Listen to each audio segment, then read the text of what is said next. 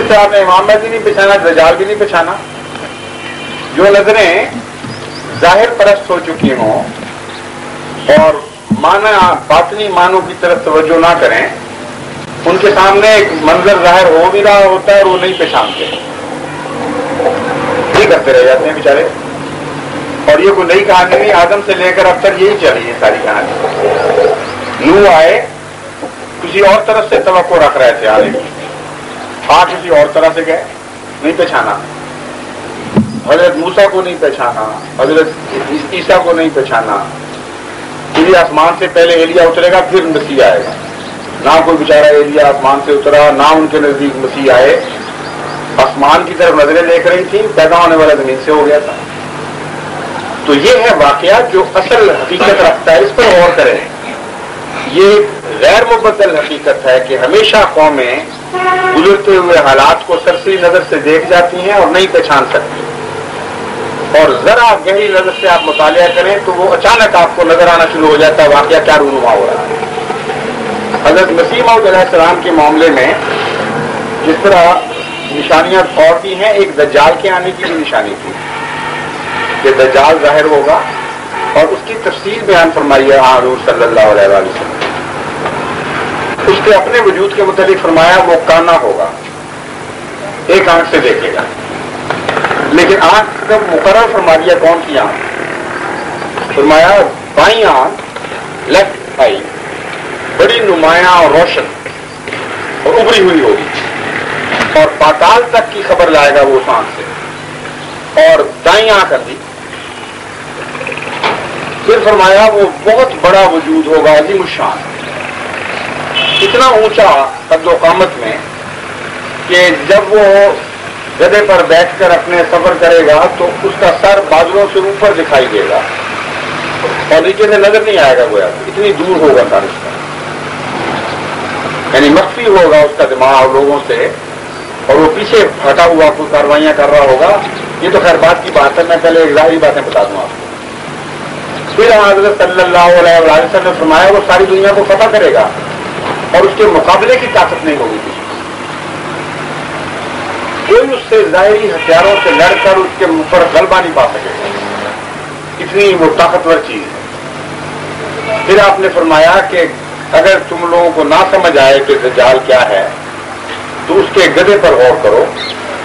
اس کے گدھے کی بھی بات صفات ہے، وہ آگ کھائے گا اور آگ کی طاقت سے چلے گا، اور عام گدھوں کی طرح کا نہیں ہوگا. اس کے پیٹ کے اندر سواریاں بیٹھی ہیں اور اندر روشنیاں بھی جلتی ہوں گی اس کے پیٹ کے اندر، اور دائیں اور بائیں اس کے پہلوؤں میں دروازے اور کھڑکیاں ہوں گی، سوراخ ہوں گی. یہ لفظ ہے. ان سوراخوں کے ذریعے لوگ اس میں داخل ہوا کریں گے. فرمایا وہ منزلیں مقرر کرتا ہوگا اور ہر منزل کے لیے روانہ ہونے سے پہلے اعلان کیا کرے گا کہ میں جانے لگا ہوں، جن صاحب نے آنا ہے وہ آ کے اندر بیٹھ جائے. یہ گدھا اعلان کر رہا ہوگا. اور فرمایا کہ وہ تمہاری سواریوں کی طرح نہیں ہوگا، بہت تیز رفتار ہوگا، مہینوں کا سفر گھنٹوں میں طے کر لے گا. پھر فرمایا کہ وہ صرف خشکی کا گدھا نہیں ہے. تمہارا گدھا تو پانی میں ڈوب جاتا ہے، وہ گدھا سمندر میں چلے گا اور گھٹنوں گھٹنوں پانی آئے گا، اس سے زیادہ نہیں. عجیب سا گدھا ہے نا کوئی. اور پھر فرمایا کہ وہ صرف خشکی اور تری کا نہیں، وہ فضا کا گدھا بھی ہے. وہ بادلوں سے اوپر اڑے گا اور اس کی منزلیں بعض ایسی ہوں گی کہ ایک یعنی اڑنے والی منزل کا نقشہ یہ کھینچا ہے کہ ایک قدم مشرق میں ہوگا تو دوسرا مغرب میں پڑے گا. اب کوئی ہے ایسا جس کو اس گدھے کی سمجھ نہ آئی ہو؟ ذرا اور کیجیے.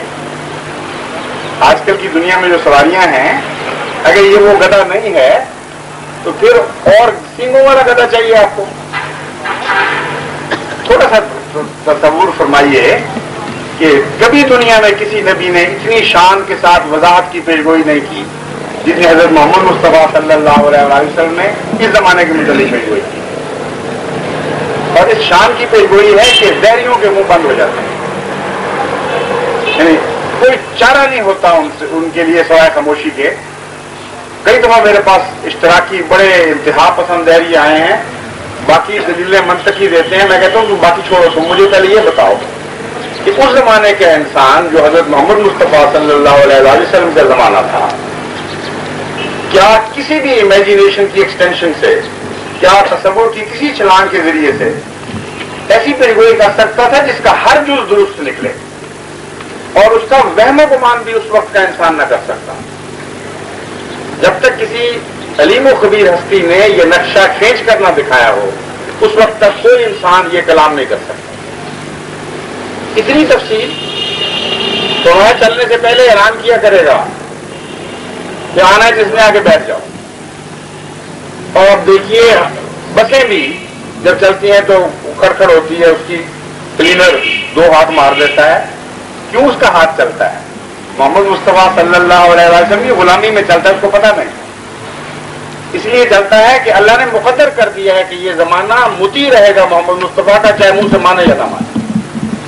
جب وزن دیتی ہے گاڑی تو محمد مصطفیٰ کی غلامی میں دے رہی ہوتی ہے. یہ دجال کا گدھا ہے جو چل رہا ہوتا ہے اس وقت. جب جہاز تیار ہوتا ہے نیو یارک کے لیے تو ایک قدم اس کا مشرق میں سے اٹھتا ہے اور دوسرا مغرب میں جا کے پڑتا ہے, اور چلنے سے پہلے اعلان کرتا ہے کہ نیو یارک کے لیے جہاز تیار ہے. کون انسان تھا جس کو یہ طاقت تھی, یہ استطاعت تھی کہ اس تفصیل کے ساتھ آئندہ زمانے کی سواریوں کا نقشہ کھینچ دے, سوائے حضرت محمد مصطفیٰ صلی اللہ علیہ وسلم کے, جن کا خدا سے تعلق تھا. کوئی اس وضاحت سے بات نہیں کر سکتا. اور جب گدھا کھل گیا کہ کیا ہے, اور کھل جانا چاہیے ہر عام انسان کے اوپر جو نارمل دماغ رکھتا ہو, اس کے اوپر کھل جانا چاہیے کہ کیا ہے. تو اس کا سوال کیوں نہیں معلوم جس نے ایجاد کیا, جس کے متعلق فرمایا کہ اس گدھے کی طاقت سے وہ دنیا پر غالب ہوگا. ان سواریوں کے زور پر تیز رفتار سواریاں نکلیں گی جو آگ سے چلیں گی, خشکی پر چلیں گی, سمندر پر چلیں گی, ہواؤں میں اڑیں گی. اور یہ وہ طاقت ہے جس کے ذریعے دجال دنیا پر غالب آ جائے گا. یہی ہوا ہے ہماری آنکھوں کے سامنے. آپ کس دجال کے منتظر ہیں؟ وہ تو آ بھی گیا اور آپ پر غالب بھی آ گیا, اور حضرت مسیح موعود علیہ السلام کے دعوے کے بعد سے اس نے سمٹنا بھی شروع کر دیا ہے. ہاں حضور نے فرمایا تھا وہ نمک کی طرح پگھلے گا, آہستہ آہستہ سکڑتا سکڑتا واپس جا رہا ہوگا. انگریزی حکومت مشرق سے مغرب تک تھی, جس طرح آج احمدیت پہ سورج غروب نہیں ہوتا, کل ان پر غروب نہیں ہو رہا تھا. آج ان پر ہر طرف سے سورج غروب ہو چکا ہے, سمٹ گیا ہے وہ. بس مغربی عیسائی قومیں ہیں جو دجال تھی. عظیم الشان وجود سے مراد یہ ہے, بہت عظیم الشان قوم. ایک شخص سے قوم مراد ہوتی ہے, یہ علم رویا جاننے والے جانتے ہیں. اور علماء کے لیے اس سے زیادہ قابل احترام اور کیا تعبیر ہو سکتی ہے کہ حضرت اقدس محمد مصطفیٰ صلی اللہ علیہ وسلم نے خود یہی تعبیر فرمائی. ایک صحابی نے رویا دیکھا کہ ایک عرب پرانا بادشاہ نئی شان نئی سج دھج کے ساتھ دوبارہ دنیا میں آ گیا, تو وہ ڈر گیا. اس نے حضور اکرم صلی اللہ علیہ وسلم سے ڈرتے ڈرتے ذکر کیا کہ میں نے بڑی منظر خواب دیکھی. آپ نے فرمایا منظر خواب, یہ تو پوری بھی ہو گئی ہے سوال. بادشاہ سے مراد عرب قوم ہے. اب دیکھ لیجیے, ایک شخص اس نے دیکھا, حضور اکرم فرماتے ہیں عرب قوم مراد, اور اس کے اوپر جو رونق تم نے دیکھی, جو نئی شان دیکھی, وہ میرے آنے سے مل گئی ہے تمہیں. میں جو آیا تو نئی بہاریں آ گئی, نئی رونق آ گئی تمہارے چہروں پر, نیا لباس تقویٰ تمہیں عطا ہوا. تمہاری خواب تو پوری ہو گئی ہے مبشر رنگ میں, اور تم ڈر رہے ہو کہ پتہ نہیں کیا مطلب ہے. تو تعبیر کس نے کی؟ حضرت محمد مصطفیٰ صلی اللہ علیہ وسلم. آپ کے کشفی نظارے کا ترجمہ آپ سے پوچھ کر ہوگا. اور یہ دوسری کھل گئی ہے بات کہ آپ کو ضدی کرے تو اور بات ہے, ورنہ اس کو پہچاننے میں دجال کو کوئی مشکل نہیں ہونی چاہیے. اب باقی مضمون سے ملا لیجیے اس حدیث کے باقی الفاظ سے, تو جس طرح فلم انفولڈ ہوتی ہے اس طرح یہ ساری کہانی دجال کی کھلتی چلی جاتی ہے. جس حدیث میں دجال کا ذکر ہے اس میں کچھ اور بھی باتیں ہیں. مثلا یہ بھی فرمایا ہے مسیح جب دجال کو قتل کرے گا, میں اس حدیث کی طرف اشارہ کر رہا ہوں, اس میں فرمایا وہ صلیب کو توڑے گا, وہ سور کو مارے گا. یعنی دجال کے ساتھ 2 اور چیزیں بھی باندھی گئی. दज्जाल का कुछ ताल्लुक सूअर और सलीब से है, तभी इन तीनों को इकट्ठा किया। तो जो गधे ने बात हमें समझा दी, जिसको पहले इंसान नहीं समझ सकते थे, उससे ये कौम निकली जिसकी सलीब जिसका खुदा बन गई और सलीब उसके मजहब की निशानी बन चुकी, और सूअर खाने में भी सबसे ज्यादा है और सूअर जैसी तहजीब भी उनकी हो चुकी। अब दुनिया के पर्दे पर किसी जगह अगर सूअर और सलीब का लफ्ज इकट्ठा बोला जाए तो बताइए कौन सी कौम ज़हन में आएगी? मगरबी ईसाई कौमें।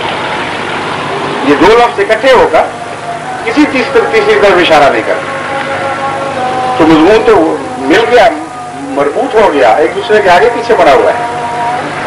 दज्जाल का गधा, दज्जाल, सलीब के पुजारी, सूअर खाने वाले और सूअर जैसी तहजीब बनाने वाले, फरमाया मसीह आएगा तो इनको खत्म करेगा।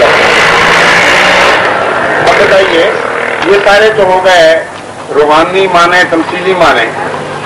इस रूहानी और तमसीली माने में असली मसीह कहां से बीच में सज जाएगा?